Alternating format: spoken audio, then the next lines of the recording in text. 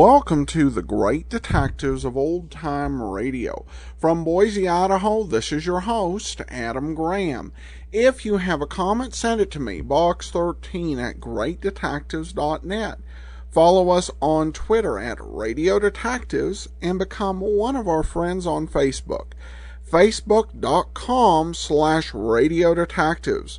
Well, before we do get started, I do want to encourage you, if you've not already, pick up your copy of All I Needed to Know I Learned from Dragnet. It's the sequel to All I Needed to Know I Learned from Columbo, in which we examine the histories and careers of 7 more great detectives and police officers from literature, radio, and television, including Poirot, Johnny Dollar, and Joe Friday. The book is available in the Kindle store, the iBook and Nook stores, and also at store.greatdetectives.net.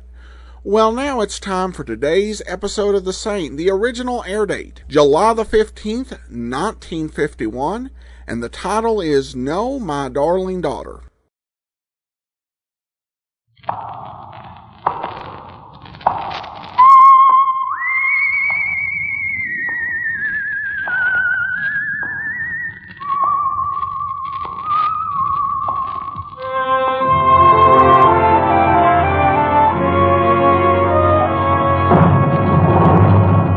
The Adventures of the Saint, starring Tom Conway.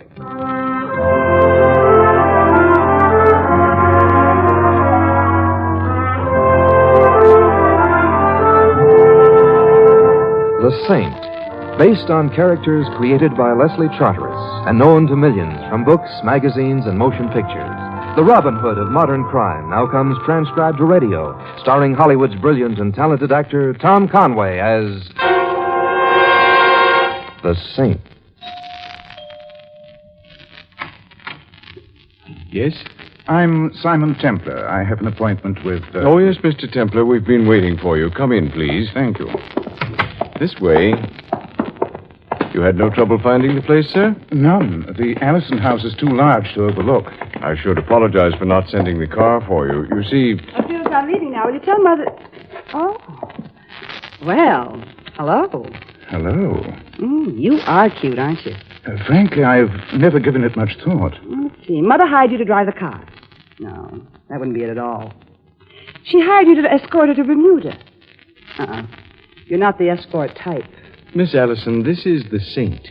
Oh, then that's why Mother hired you. Well, good luck. Fields, if Mr. Dunn calls, tell him I've already left for the track. Goodbye, Dreamboat. Goodbye. She, goes with the house, I take it. Mrs. Allison's daughter, Cora, by a late marriage. A very spirited young lady. Oh, here's Mrs. Allison's bedroom. Mrs. Allison, Mr. Templar is here. Well, send him in. Send him in. Come over here, Mr. Templar. Let's have a look at you.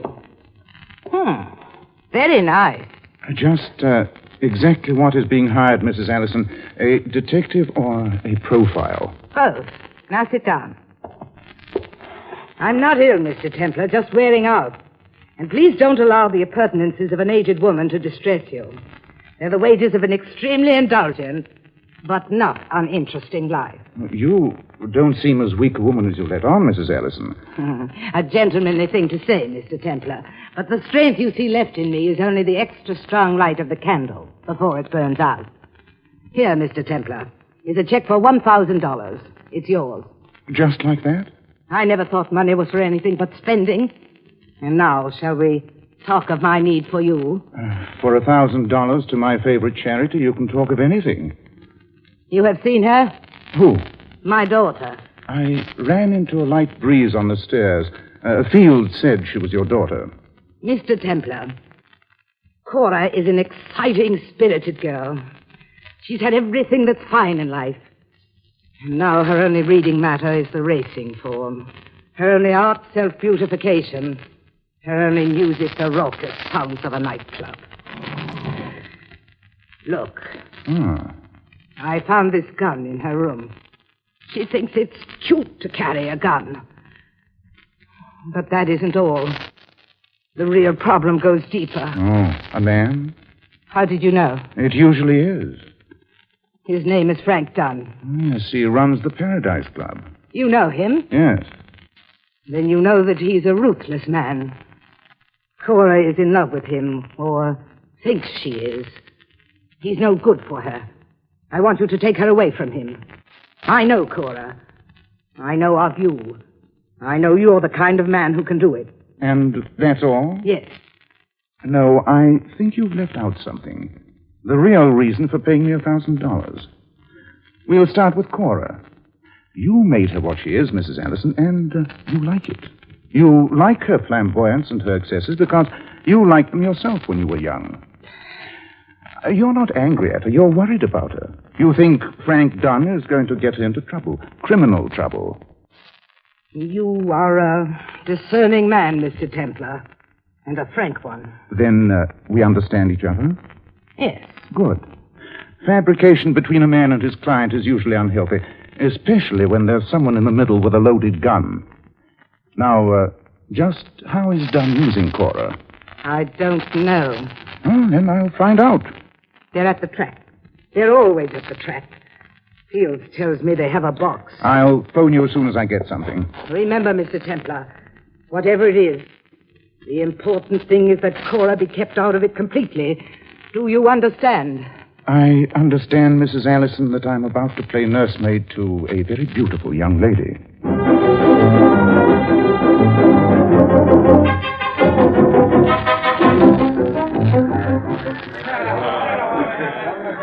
Tell me now, Frankie, which horse did we have? The winner, Cora. Oh, you always say that. But this one was a photo finish, darling. Which one did he have, Moose? You tell me. I wouldn't know, Cora. Hey, Frankie, look who's coming. Hello, Cora. Oh, hello, cute stuff. I hope you're following me. No. I dropped a few $100s at this track last season. I wondered if any of you had found it. Oh, we found more than that. Frankie, darling, this is Simon Templar. Mr. Templar, this is Mr. Hello, Frankie. Hello, Saint. Oh, you know each other? Yeah. Yeah, we know this saint. And you're a gorilla named Moose, aren't you? Or are you a moose named Gorilla? Now listen, Gumshoe. Easy, Moose. So, you know this guy, Cora, huh? Well, not as well as I'd like to. Met him at the house. Mother hired him. He's kind of luscious, don't you think? Come on in and join us. I'd be delighted. Cora, the box is full. Oh, but there's an empty seat, darling. I'm saving that for Bronson. Bronson never comes. Besides, the last race is over. We'll only be here a few minutes longer. I said the seat is taken. Darling, I guess you're right. Now that I see him in the sunlight, I don't like him. He looks too moral to me. You heard the lady say. Well, I don't think you're treating me very kindly, Frankie. And I have such nice things to tell Cora about you that you spent 3 years in Joliet, a few more in state pens for various infractions of the law, and... Oh, I know all that, Saint. That's Frankie's charm. That's why I'm going to marry him. I see. Does your mother know? We're going to elope when the meet closes. It's going to be a surprise. Mother's done a lot in her day, but never anything as exciting as marrying a man like Frankie. And you're going to congratulate her, Saint? I'm going right out and buy her some black crepe. Let me press him, Frankie. Let me press him. Results Wait a of minute, the eighth race. The winner, number 3, Inferno. Place, number 8, Happy Bride. Show, number 1, Air Ace. The pari-mutuals are on the tote board. Official. Here's the win ticket, Cora. Go cash it. You did have Inferno. $100 is 11 to 1. Not bad. 4 winners today, 5 yesterday. Keep this up and you'll have as much money as the Ellisons. I'll be right back.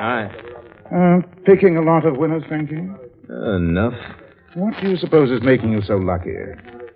Sunspots. Or maybe a system? I'd like to hear all about it. Oh, Kind of soft in the middle, huh, Templar?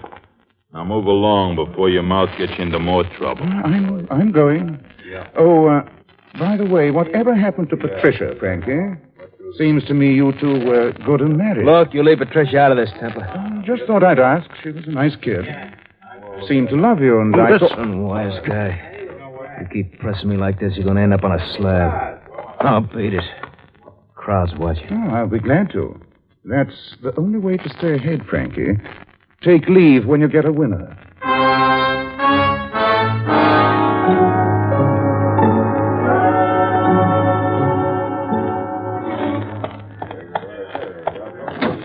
Leaving the track so soon, Mr. Templar? Yes, Eddie, it was a little too crowded. Oh, where to? Over to Jersey, Eddie. Wait a minute. Hold up. Well, what's the matter? That girl standing there, the one with the dark glasses and veil. Oh, yeah. She's a melon, all right. She's the one I'd go all the way to Jersey for. Hello, Patricia. Huh? Frankie know you're at the track? I don't know you. Oh, wait a minute. Don't go. Let go of my arm. Not until we've had a chance to Let go talk. of my arm. I said I'm going to call a cop. I don't think you will. You don't want to draw any attention to yourself. That's why the dark glasses. Who are you hiding from, Patricia? Frankie? What do you want, Steve? I told you. A few moments of pleasant conversation. You won't get it from me. I might. You know, Frankie and I were just talking about you. Do you know I'm in town? You know I'm here? I've got a cab waiting. Come on, I'll take you home. I don't want to go home. Where do you want to go to? Staying at a hotel in Madison. All right, I'll take you there. And we'll drive slowly. We've got a few things to talk about.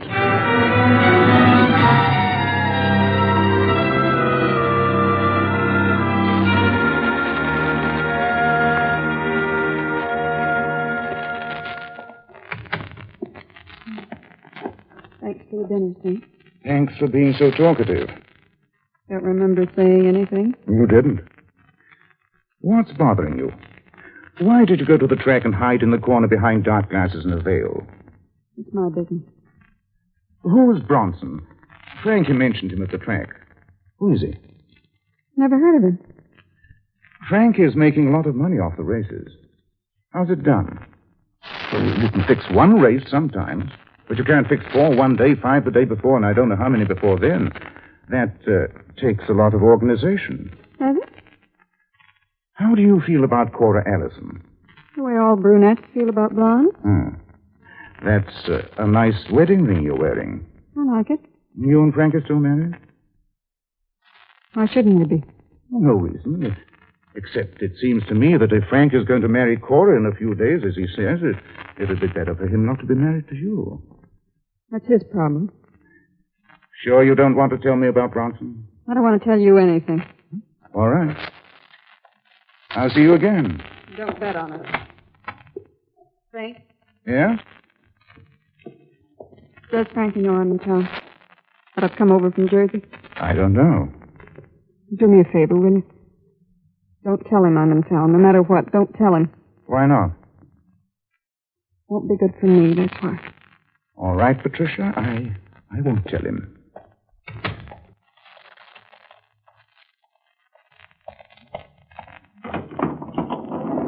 Frank answer? Yes, thank you. Hey, those were shots. How astute of you. Locked. Got a key? No, but I can get one at the desk. No, give me a hand. Right. Come on. Come on. Just a little more. There. There she is, mister. Wow, look at that rug. Whoever did it made sure. And the window's open. Fire escape, alley 1 pipe down. Call the police. Right away. Boy, Mr. Cunningham's sure going to be sore about that rug. Eddie! Eddie, come over here. I hear you, Frank, but I don't see you. Up at this window. Oh, yeah. You were parked at the end of the alley. Did you see anyone come out of it? Well, I was kind of dozing. A blonde with a nice shake, maybe? Maybe. Got into a black limousine, maybe? Cora Allison.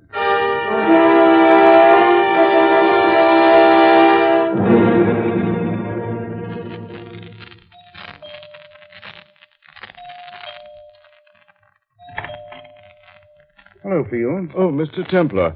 I tried to phone you at your apartment. Mrs. Allison has asked me to inform you that your services are no longer needed. Just a moment, Fields. Please take your foot out of the doorway or I shall be forced to call the police. Hardly likely, Fields. You haven't forgotten the murder was committed not long ago. I was standing outside Patricia Dunn's apartment when it happened. I don't know what you're talking about, sir. I don't want to call you a liar, Fields, but you're tempting me. I've got a strong feeling Cora did it. I also think you drove her there and back in the limousine. You're wrong, Mr. Templar. I haven't left the house all afternoon, nor has the car left the garage. There you go again. I felt the hood on the limousine not 2 minutes ago. It's still warm. And I'd also like to find something else that's warm. What's that, sir? A gun. Fired probably by the dainty hand of a girl who had everything except the right upbringing. Now, believe me, Fields, it'd be a lot less trouble if you let me in to talk to Cora than if I find a telephone and talk to the police. Well? Cora's in her bedroom. Please come in, Mr. Templar.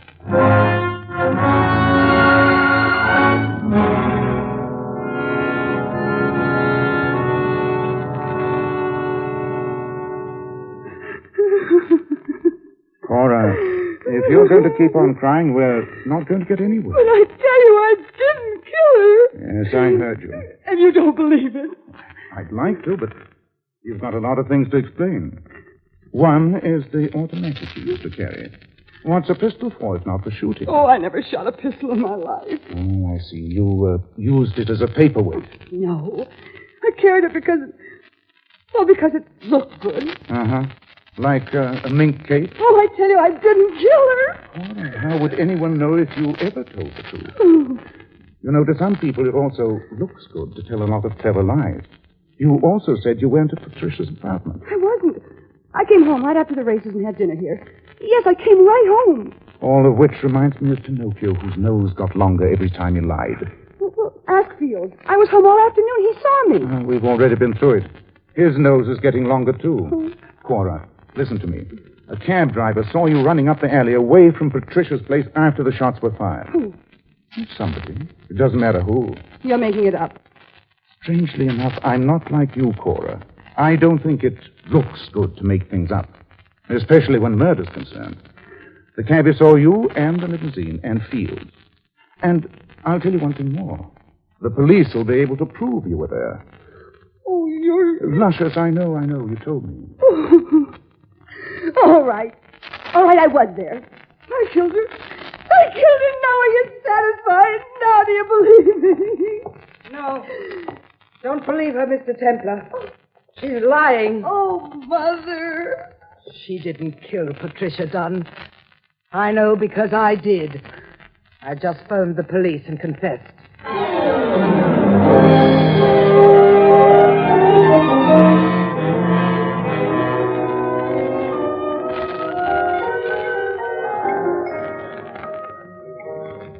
Shall I have a bartender set us up again, sir? No, not for me. You go ahead, Eddie. I know you've got to get fortified to face the New York traffic. No, I'll skip it. Hey, what are we doing here, anyway? Waiting. What for? Frankie Dunn. This is his place. If and when he shows up, I want to see if he's in mourning. You mean after all that's happened, you're still in the case? No, not exactly. What good's a client if she's on the way to the death house? Meaning Mrs. Alice. Meaning the same. Then you really think she died? She says so. Well, why don't you go home and go to sleep? Let's just say I'm restless. Eddie, I've been watching that man at the end of the bar. The one in the brown pinstripe. What? His name is Bronson. Yeah. At least that's what the barkeep called him. So? So he's the one who was in with Frank Dunn on the horse race scheme. He gave the bartender a package. The bartender locked the package in the safe, then gave Bronson an envelope. Bronson opened the envelope and put the contents into his wallet. Eddie, what would you put in your wallet that was green and negotiable? Cabbage, if I had any. It was cabbage, all right. Cabbage and lettuce, moolah, fish clams, or whatever euphemism you want to use. His share of the tranquilings. Maybe. Let's see if I can find out.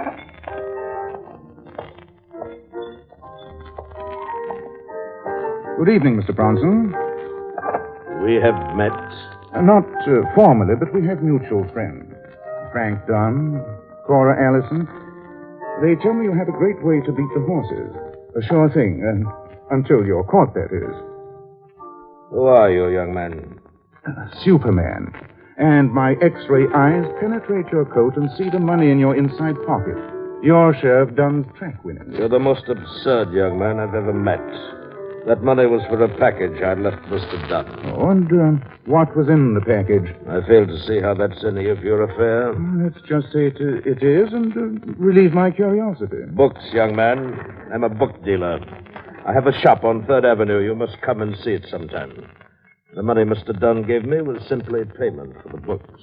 They must be pretty expensive, but there was a lot of money in that envelope. Rare books. Tell me, young man, where did you ever get that delightful notion that I know how to beat the horses, or that I'm involved in something with Mr. Dunn and, what was the girl's name? Cora Allison. Oh, yes.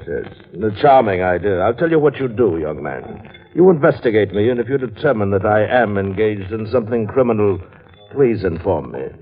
I should be delighted to know. Now, goodbye, Mr. Templar. And don't try to follow me. Oh, of course not. It's bad manners, Mr. Bronson, to follow anyone who isn't female.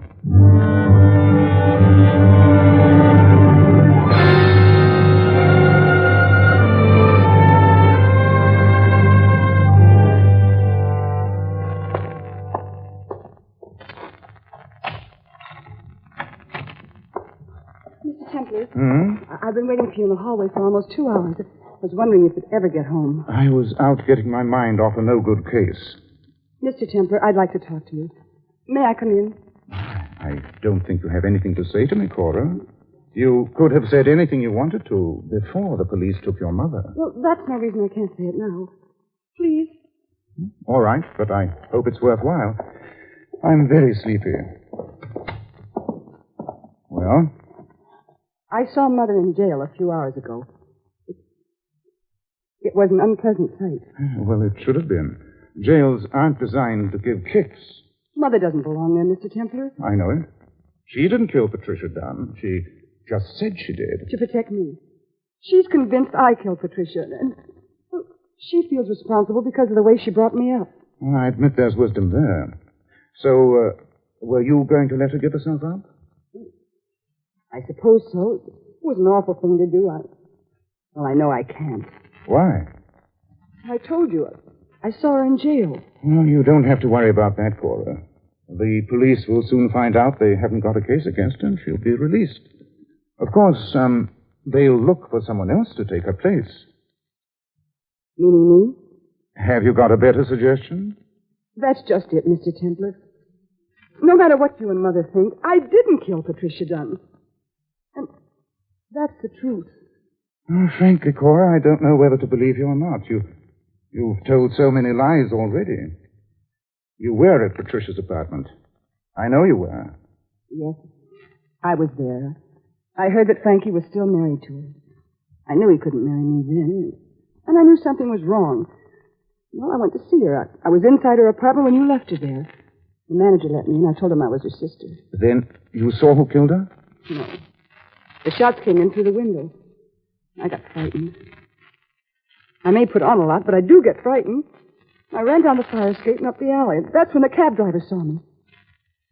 Fields took me home, and I told Mother what happened. And she didn't believe you. She thought you were the one who killed Patricia and made up the story about someone firing through the window. Yes. She made Fields and me promise to say neither of us left the house. Well, when you came and proved we had... She called up the police and confessed to save you. She said she was old and it didn't matter if she went to jail. It was her way of giving me a new start. Hoping I'd change my ways. Have you? I just told you the truth. I wonder. You know, you remind me of the boy who cried wolf. Tell me about Frankie's scheme to beat the horses. How does it work? I don't know. All I know is he always has the winning ticket. Seems I cashed dozens of them. Doesn't he ever cash any of them? No, it's always me. Why? Oh, I don't know why. I wanted to, I guess. It was... Fun, I know. What about Bronson? He's in on it. Who's he? He's an artist. An artist? He said he was a book dealer. Oh, he has a bookshop, all right, but... Well, he's really an artist. He does fine detail work. I've seen some of it. Lithograph? Yes. Engraving. A counterfeiter, maybe. No? Of course, that's it. That's why Dunn always has the winning ticket. Bronson makes up a win ticket ahead of time for every horse in the race. No matter which horse wins, Dunn wins. A very fancy idea. Now, tell me one thing more, Cora. How did you know Patricia was in town? How did you know where she was staying? Well, I overheard Moose and Frankie talk about her. Frankie was angry. Frankie Dunn, yes. She was afraid he'd find out she was in town. Where's Frankie staying? He's got a suite at the Sutherland. 613. All right. Oh, Cora. Yes? For yours and your mother's sake, I hope you're finally telling the truth.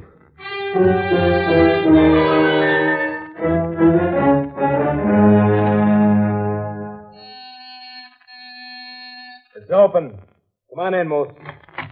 No waiting for... Saint. Hello, Frankie. Overcoat on. Where are you going someplace? I am going someplace. Yes, but not where you think. You're going to change places with Mrs. Allison. That's very funny. Oh, I know all about the counterfeiting, Frankie. And I know Cora was used to front for you. You, with your reputation, couldn't keep cashing so many win tickets. Somebody would begin to wonder. But Cora was relatively safe. However, that isn't the important thing, is it? No. Patricia's murder is. That's right, Saint. That's the important thing. Now get out of my way. I got a gun in this overcoat pocket. I don't want to have to kill you because I'm saving these bullets for someone else. Oh, who? The one who really killed my Patricia. I don't mean Mrs. Allison. What do you mean? A kid with too much money, no sense, and less feeling. Cora Allison. Oh, but she said she didn't do it. She says a lot of things. But I believe her this time. She's a changed girl. Ruffled, but wiser. And I don't think she killed Patricia. You got an alibi, Frankie? Yeah. A real good one. I loved her. Is that why she was so scared of you? She knew I wanted her out of town till the job with Bronson was finished. She knew if I knew she was in town, I'd have slapped her around and sent her home. Well, I must say you have a unique way of showing affection. It's my way. Oh, it's very touching, Frankie, but I don't think that alibi would stand up in court. Yeah, well, this one will. Both Moose and I were in the bar at this hotel when Patricia was killed.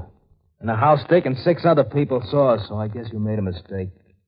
Now get out of my way, Saint. I got a date with Cora. You're not going to kill Cora. Take your hands off I me. said you're not going to kill her. Saint, I didn't ask for trouble with you, but you're going to get it. There's your phone, Dunn. Answer it. Answer it yourself. All right, I will.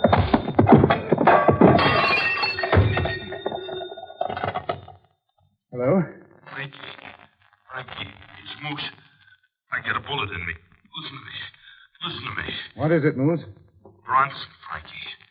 Bronson. Hang up the telephone, young man. I'll tell you all about myself firsthand. I don't think you have to, Bronson. I already know. It's been a merry-go-round, and I got a lot of lead rings, but you're the gold one. Yes? You killed Patricia because she knew of the deal you and Frankie were on. She never wanted Frankie to be in on it, and you thought she'd dropped the wrong information to the police. So everyone who knows about it has to go. Patricia, Moose, me. Yes, young man. It seems that it is now your turn. No, Bronson, it's your turn. Frankie. Frankie. All right, Frankie. You even things up. Give me the gun. It's no good to anyone now except ballistics.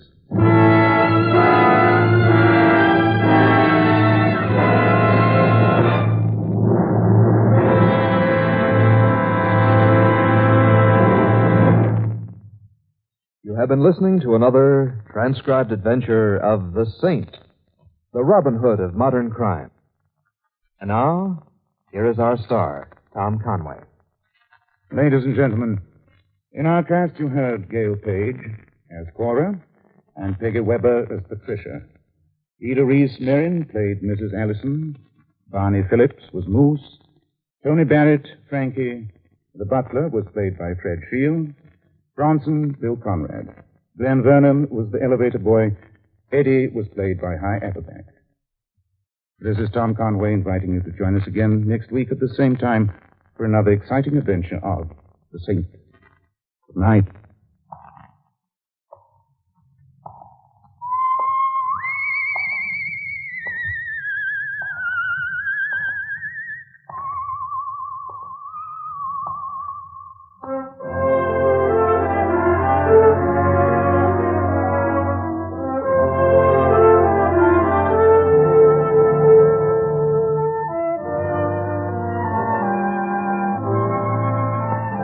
Tonight's script of The Saint was written by Larry Roman. The Saint, based on characters created by Leslie Charteris, is a James L. Safier production and is directed by Helen Mack. Tom Conway is soon to be seen in Warner Brothers production, Painting the Clouds with Sunshine. All you Saint fans will be glad to know that the Saint comic books are on sale at all newsstands. Your announcer, Don Stanley.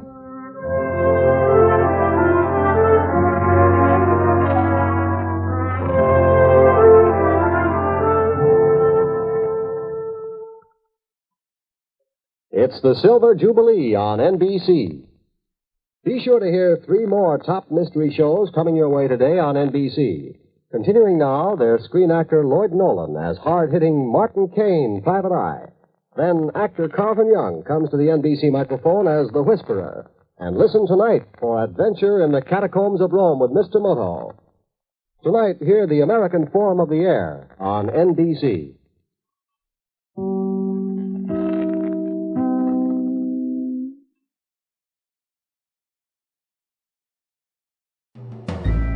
This is Andrea J. Graham, author of the Web Surfer series. Oh, and of Madam's Wife. You're listening to the Great Detectives of Old Time Radio.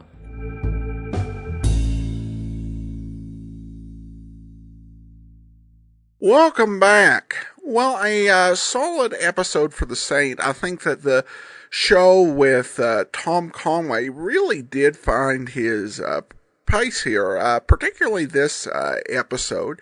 Really strong, and a characterization I would have liked to hear more of. It's a shame that this is the final episode that is available. It's by no means the final episode Tom Conway did on The Saint.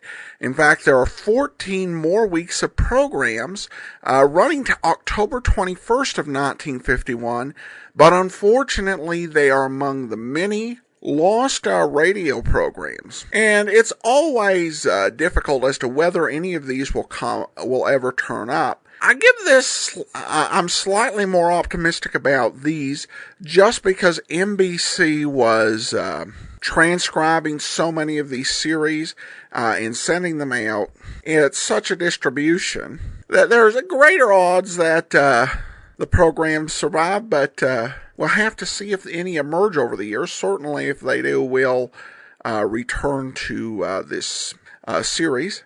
Hy Averback, who appears in this episode, is probably best known for being the voice from the loudspeaker in MASH, though he had a very varied career in radio and in television. With that, we turn to listener comments and feedback. And Debbie writes in with a comment regarding our listener support special, the very last one, Captain Carey USA. Debbie said, I enjoyed this episode. Charlton Heston was great. Indeed he was, and as I said, in my opinion, he really elevated the piece over the original that was seen in motion pictures. All right, well, as I said, that does it for The Saint. Next week, on Monday, we'll be bringing you Michael Shane. And next Tuesday, Hearthstone of the Death Squad. In the meantime, send your comments to box13 at greatdetectives.net. Follow us on Twitter at Radio Detectives.